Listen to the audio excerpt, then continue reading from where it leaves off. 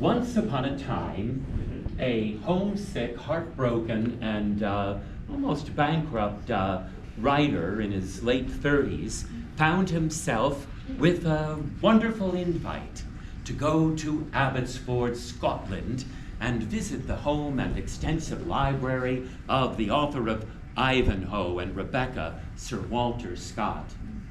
Washington Irving jumped at the opportunity. Now there, he delved into a very popular form of entertainment, of literature, German fairy tales. The Brothers Grimm had just come out with their collection of stories, and it was all the rage to delve into these old but mysterious and wonderful tales. And in them, he made some remarkable discoveries that kind of reminded him of experiences he had here in the Hudson Valley as a teenager. Now, one concerned people from a place called Gotham. It kind of is roughly related to a German word referring to goats.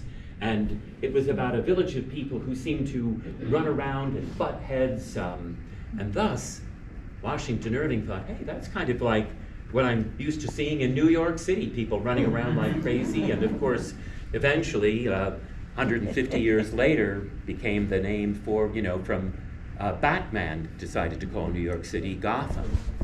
Irving also noted in some German Märchen, as they're pronounced, a story of a fellow who was kind of seen out in the woods on a dirt road, walking around with what seemed to be no head.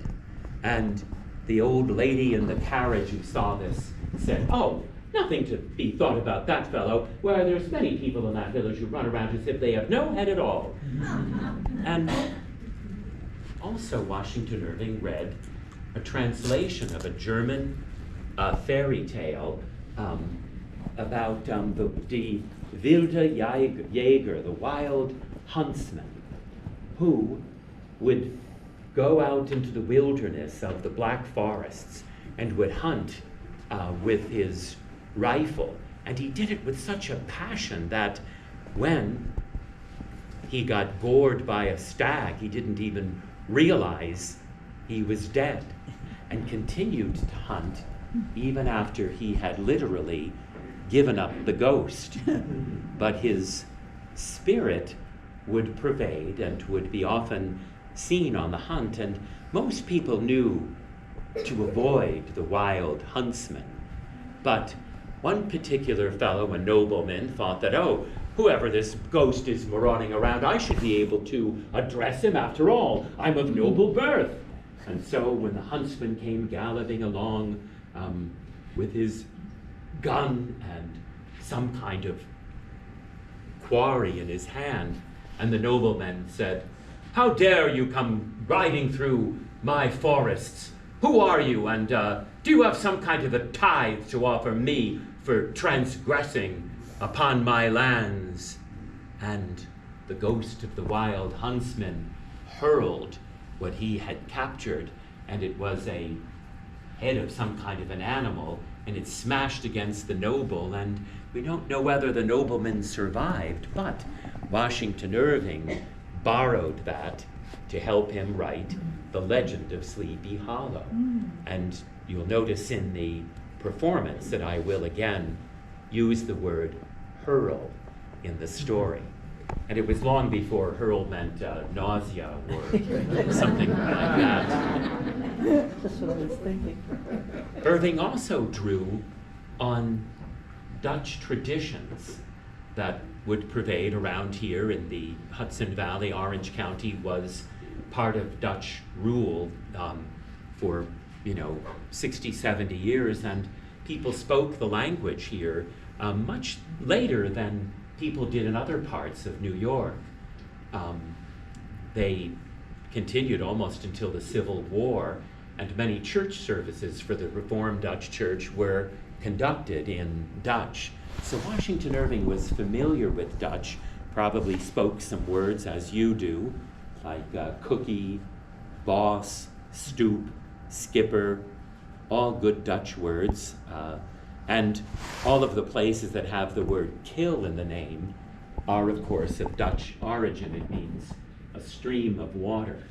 Although I recall when my daughter went to college in California, and she said she was telling a story about how she went to the village of Fishkill to buy something. They were like, whoa, what's a Fishkill? It sounds totally gnarly. And are they like killing fish there?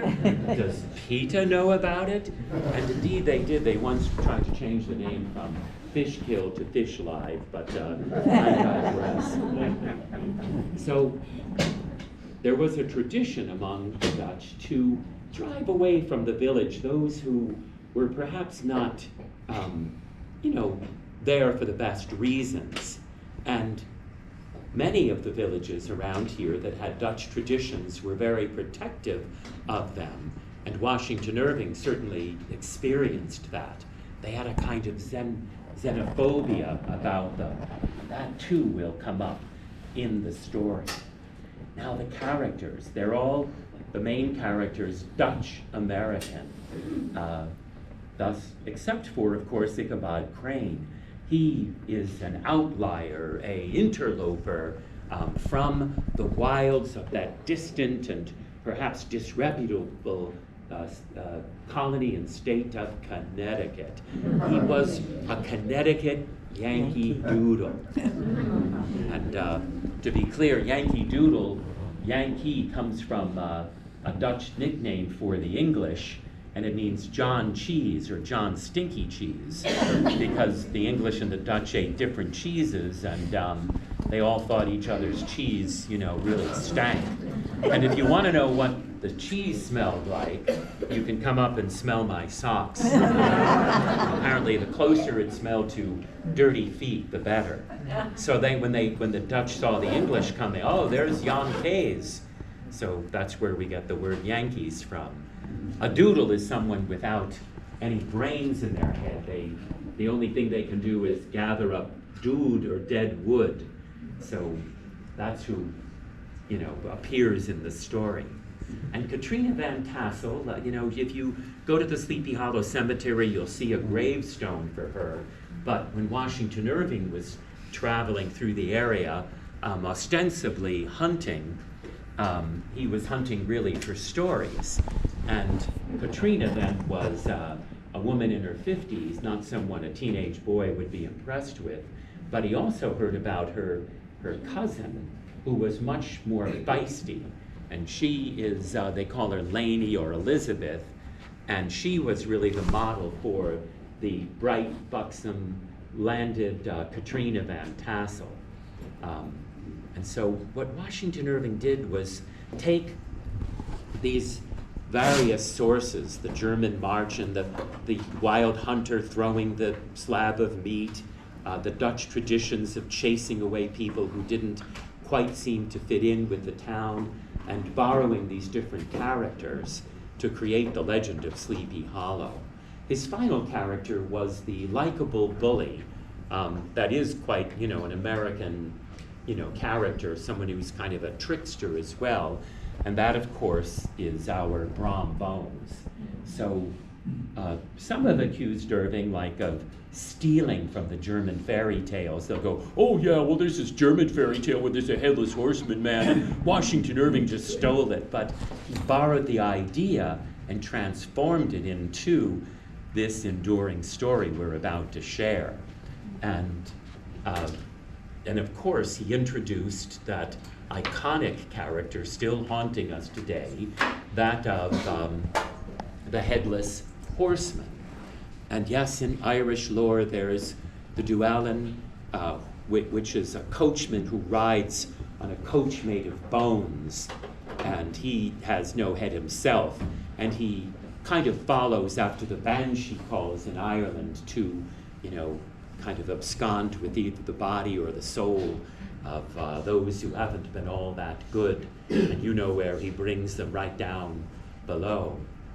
But around here I discovered in writing my book over there about the sources of the stories that there was a fellow named, I think, Sauerkraut Hans, because they said he was so German, he had sauerkraut hanging out of his ears. And that was in the days when people didn't really like Germans. They were the latest ethnic group to come in, and everyone said, oh yeah, the Germans, they have sauerkraut coming out of their ears. And then the Hessian soldiers during the American Revolution were said to have had two mouths, and when they went foraging, if they couldn't find enough cabbage to make into sauerkraut, they would eat children.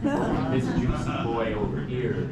So, and the two mouths comes from the fact that the Germans wore mustaches, which in 1776 were not very popular, and just a mustache, and they had a strap to hold on their huge bearskin hat with a brass skull and crossbones, and so it looked like they had two mouths. Thus, the Hessian in our story is, what it immediately evokes fear in the hearts of folks from a long time ago. So that's a little bit of the background to this story. And wondrously, Mr. Tom McCoy here, our maestro, has arrived, and I think we're ready to begin The Legend of Sleepy Hollow with Maestro Tom McCoy.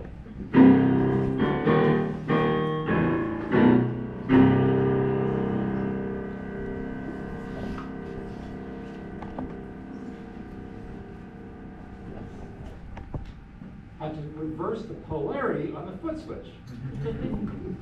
Now, time for a little quiz about the characters. I just gave you a little background. You should all be able to pass. Well, let's see. Which character would this be?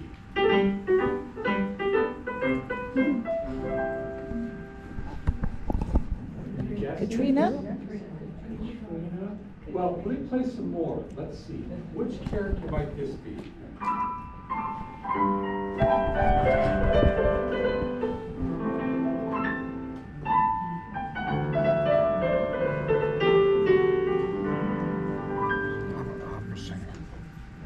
Sound? Who said that?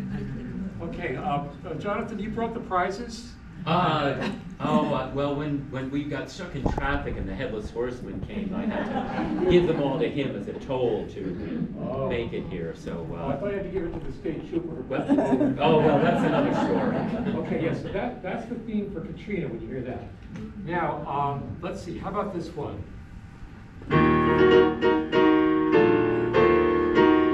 Yes, sir. Brown bones. Okay, you get the prize. Well, another prize. Well, actually, the prize is just merely the pride of having correct guessed. Okay, now how about this one?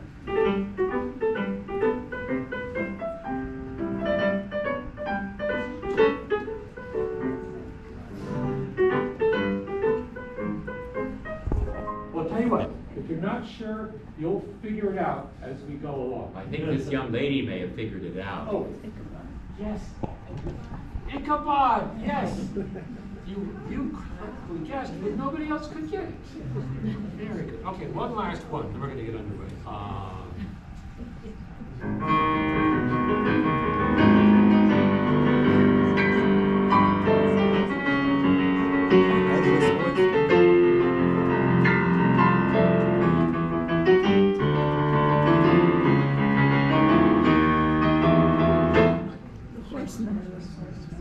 You guys are so smart. I think they're going to be a wonderful audience. They are indeed. Well then, with that, we'll begin with a little introductory overture to take us to Sleepy Hollow.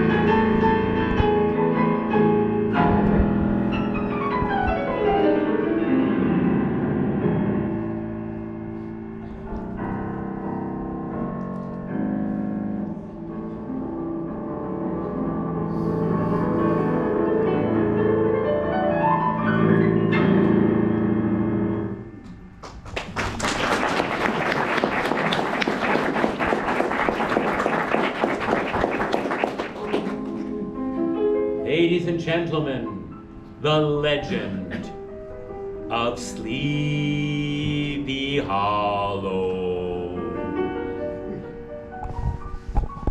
Once upon the majestic Hudson River, where it expands into the mysterious Tappan Sea, prudent Dutch skippers would shorten sail and beg for protection there from St. Nicholas. Why, they'd cry out into the wind, Sinterklaas, save us from dem ghost imps. Don't let 'em sink our sloop at Woild's End, where the Hudson River has no bottom. Occasionally, those frightened sailors would seek refuge in a quiet port town known for the inveterate propensity of the farmers to linger at the tavern. Thus, it had prompted their wives to have given it the name of Tarrytown. Well, I can't vouch for that, but I'll drink to it. I'm here, however, to tell you of another place of Sabbath day stillness, where a dreamy, drowsy influence lingers over the land. It caused the early inhabitants to have given that place the name of Sleepy Hollow. The local historians state, in the days before Hendrik Hudson's exploration, a Wequeesquake chieftain had cast a spell upon that lap of land. Iowaginea. 9, insist others. The spell was cast by a high German witch doctor. Where it was, enter into the gloom and spell of Sleepy Hollow. Breathe in that melancholic spellbound air, and soon you will fall under its sway. First, you'll sense in Sleepy Hollow spirits abound. And then you will begin to hear, whispering in the winds, disembodied voices. And you'll also be visited by the Nightmare and her 9 suffocating gambles. Now, Sleepy Hollow not only abounds with spirits, why, it beckons unto them. Consider this. During the dark days of the American Revolution, the British spy, Major John Andre, got caught in Wild East Swamp in Sleepy Hollow, with the plans for West Point tucked into his stockings. They hanged him across the river in Old Tappan for that. But where dwells Andre's ghost? Not in New Jersey, but in Sleepy Hollow. It manifests as a moaning voice. Why did they hang me? It will cry, and not Benedict Arnold. And think upon this. Above Sleepy Hollow stands a gargantuan stone the size of this room, known as Raven Rock. Now there, a young woman awaiting a lover froze to death in a wintry storm when he failed to come for her. And now, some say by love, but all those historians state it's by the spells of Sleepy Hollow her spirit will rise up, and it manifests as a gossamer form drifting about, especially before storms. Her voice will call into the winds for him. My beloved, will you come for me? Her voice waxes and wanes in the wind while she implores, my beloved, will you come for me? My beloved!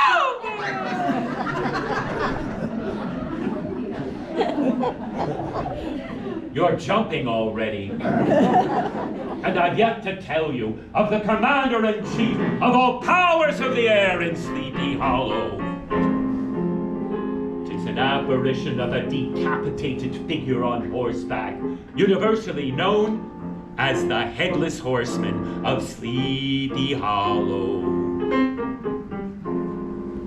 During the early days of the American Revolution, a Yankee cannon, boom, carried off the head of a Hessian trooper and brought down his horse.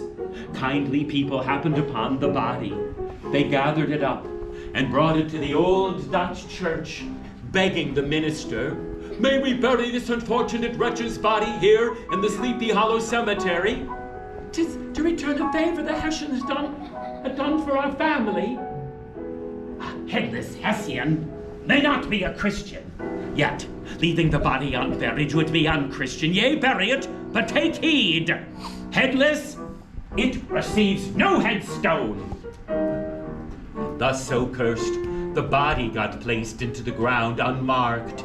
And by that curse and the spells of Sleepy Hollow and some inexorable desire to find that missing head, this spirit will rise up at night. Mounted upon a ghastly goblin of a horse, it will scour the roads on the wings of the wind, seeking the head from Pleasantville to Sleepy Hollow to Tarrytown. It wants for the head in White Plains, yearns for it in Yonkers, needs the head in New Rochelle, and beware, my friends, the Headless Horseman of Sleepy Hollow has even been known to scour for its head in Warwick.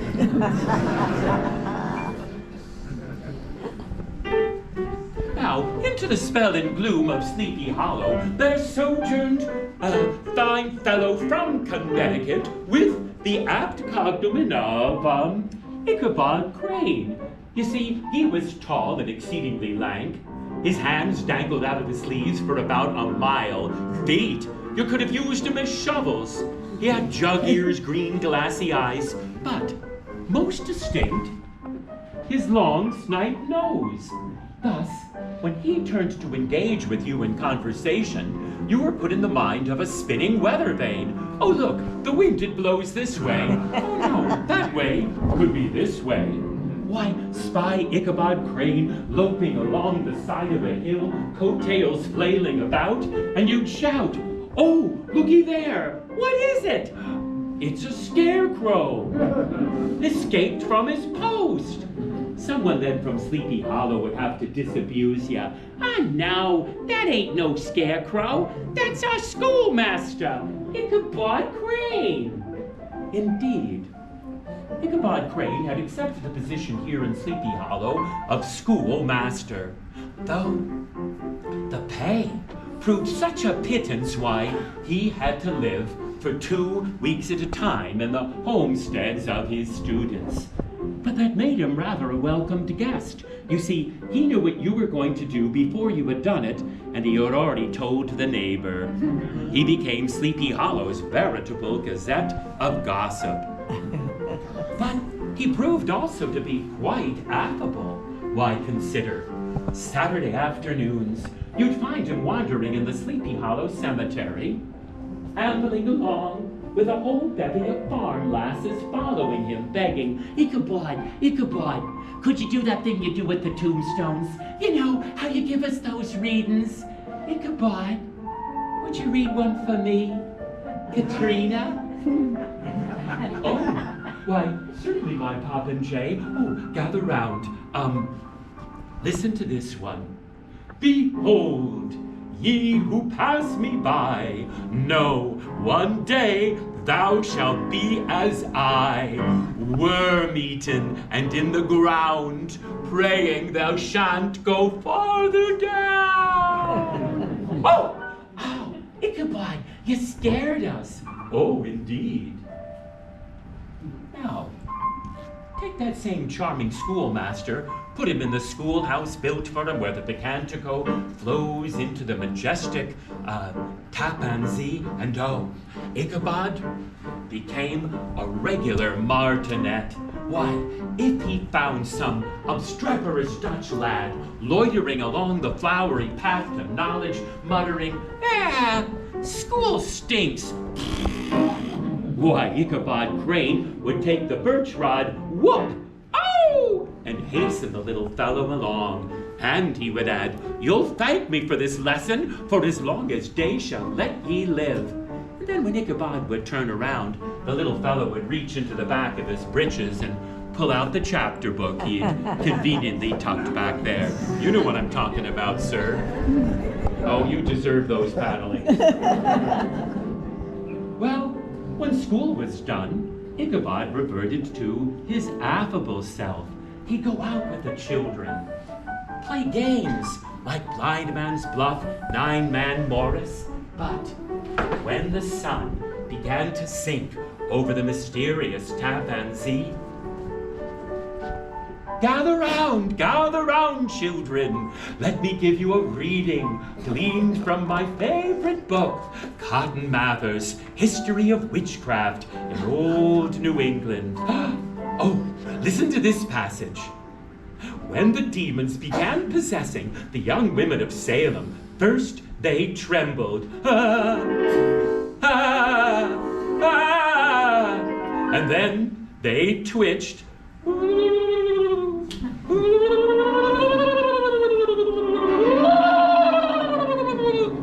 but soon gave way to violent retching.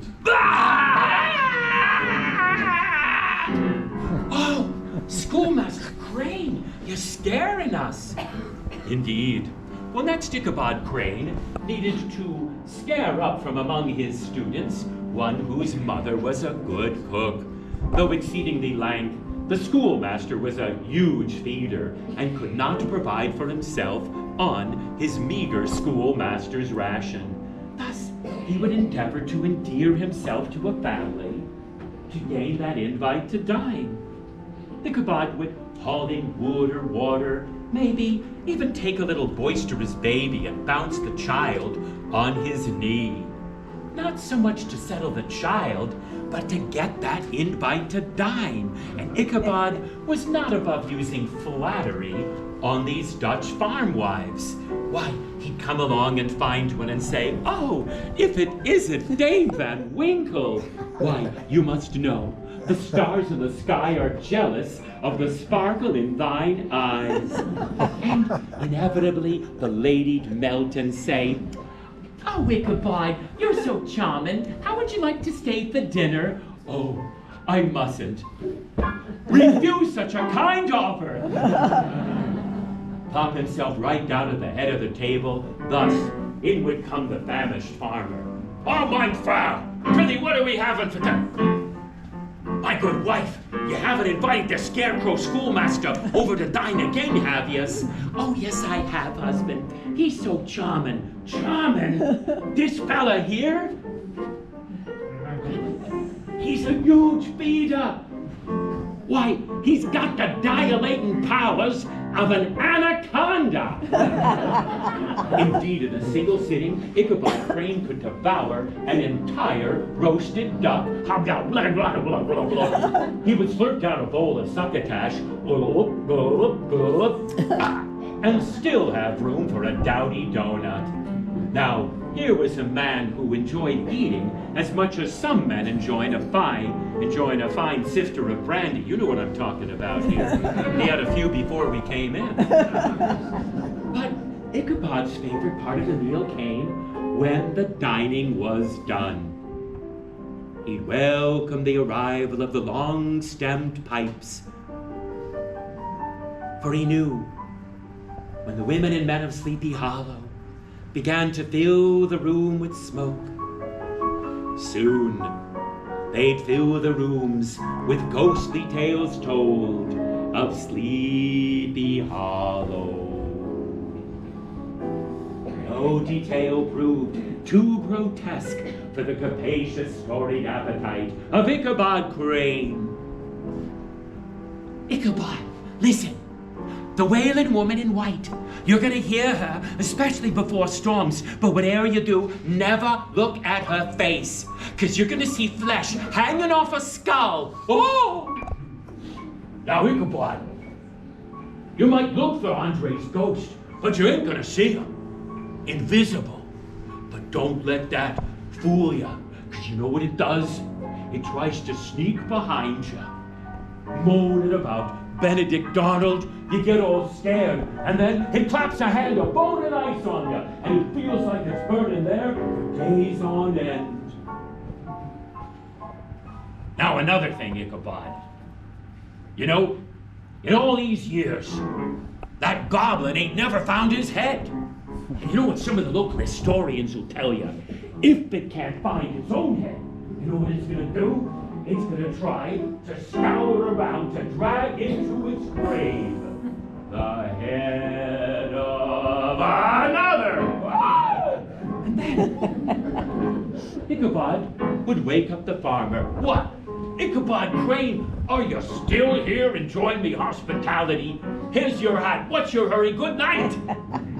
And kitcha-clunk, Ichabod would find himself standing on the stoop, double Dutch door shut behind him, facing a long, wending walk back to the homestead where then he was being housed.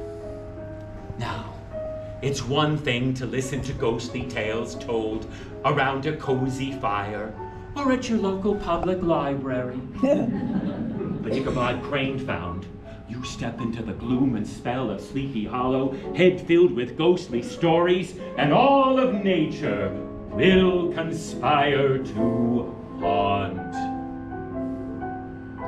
Crunch. Crunch. Crunch, crunch. What's that? Crunch, crunch. Am I being stalked? Is there some uncouth goblin there? Ooh, ooh, ooh, ooh. Ah, there is. Ooh, ooh, ooh, ooh. Whippoorwill, whippoorwill, ghosts, whippoorwill. They're being called for a convocation. Futta, futta, futta, futta, futta, futta, futta. Ah, futta, futta. It's a headless horseman. Now, to fend off these spirits, the mourning doves, the barred owl, the whippoorwill, the dry leaves beneath the schoolmaster's feet, Ichabod practiced an ancient custom. He would lift his voice into a holy psalm to try to spirit away those spirits of the night. He would sing, "In linked sweetness long drawn out, may all ye spirits be cast out. Be gone, be cast out." And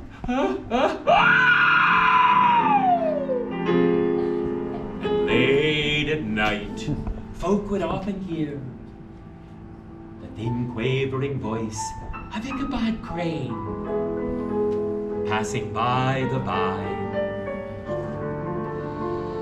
Ah, Ichabod could have enjoyed a quiet life passing by the by in Sleepy Hollow, even with the abounding spirits, had he not become beguiled by a spirit more bewitching than any headless goblin. You see, Ichabod Crane had fallen under the spell of a coquette, Katrina Van Tassel. She was ripe and melting as one of her father's peaches, and ready for the picking, if you know what I mean. But I hope the kids don't know what I mean. Well, Katrina was known not only for her beauty, but her bounty, her vast expectations. You see, her father was Baltus Van Tassel, considered to be the wealthiest farmer in all these parts. But oft he would declare, "Now listen all yees, I ain't proud of my wealth. I'm just presiding over it until the day when my one and only Katrina marries. Then she and her husband, they can have the whole estate. What more would I care?" Well, it made Ichabod Crane care all the more for Katrina. "I love Katrina. Why, I could court and spark and marry her, and then the Van Tassel estate, it would belong to us." And thus every time Ichabod passed by the Van Tassel estate, he'd go into a reverie. He would imagine the whole estate belonging to him, and thus the fields of wheat would wave, "Ichabod, Ichabod!" And when he went by the orchards, the trees would say, "Pick me! No, pick me!" And when Ichabod got by the duck pond, why, he would see all of the ducks lined up in rows, roasted and swimming in rivers of their own gravy. Whack, whack, whack, whack, whack, whack, galump. Whack, whack, whack, whack, galump. Right into his awaiting mouth. He thought all I need do is court Spark and marry Katrina, and the Fantassel estate, it'll belong to us. But Ichabod woefully underestimated the charms of Katrina Van Tassel. I mean, she earned the respect and the admiration of many a man round here by, well, doing things like wearing a bodice of an ancient fashion, in order to, how shall I put this, well, give a certain uplift to her appeal. She was also known for wearing scandalously short petticoats in order to better reveal the most well-turned ankle in all the Sleepy Hollow. No wolf whistles here. But Ichabod thought he was a man in love. Of course, Shakespeare could have told him, "The course to true love did never run smooth." Indeed, Ichabod Crane's course took him into a formidable obstacle, who took the form of a burly, roaring, rollicking, roistering blade by the name of Abraham Van Brunt. Now, here was a fellow, Herculean in proportions, double-jointed. Thus, he was known as Brom Bones. If ever there was fight or frolic in Sleepy Hollow, Brom would be in the thick of it, either stirring things up or settling the score. And late at night, Brom would ride around those roads on a swift horse, known as Daredevil.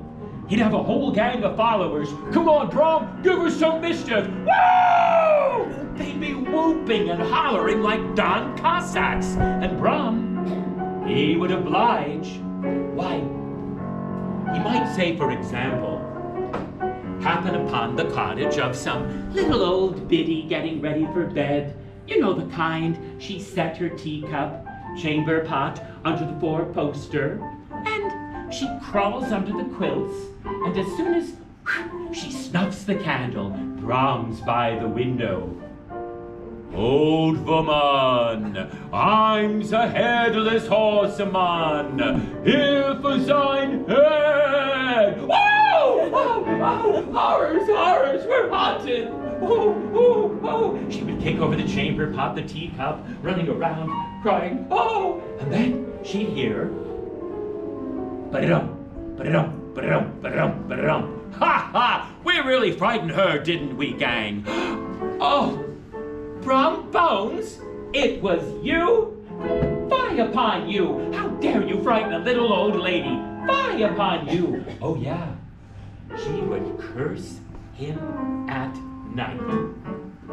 But the next morning, you'd find her in the Tarrytown Tavern boasting, "Ladies, guess who came to visit me last night?" You gals are gonna be so jealous when you find out it was Brom Bones came to see me and not any of you. I'll drink to Brom. Oh, you're chuckling. You would have had a drink to him too. I'll tell you why. Brom Bones was filled with more mischief than malice. But he too was sweet upon Katrina Van Tassel. But his method of courtship, it's been described as the bear paw technique. Now, some of you may be aware of it, but best I demonstrate. Oh, Katrina, my lovely, come on. Give me a little kissy there, will ya? Oh, Katrina, Brom, you are way too handy. Indeed. Well, now Ichabod Crane believed he had a hand up courting Katrina Van Tassel. You see, he had become not only Sleepy Hollow schoolmaster, but Sundays he served as choir master in the old Dutch church.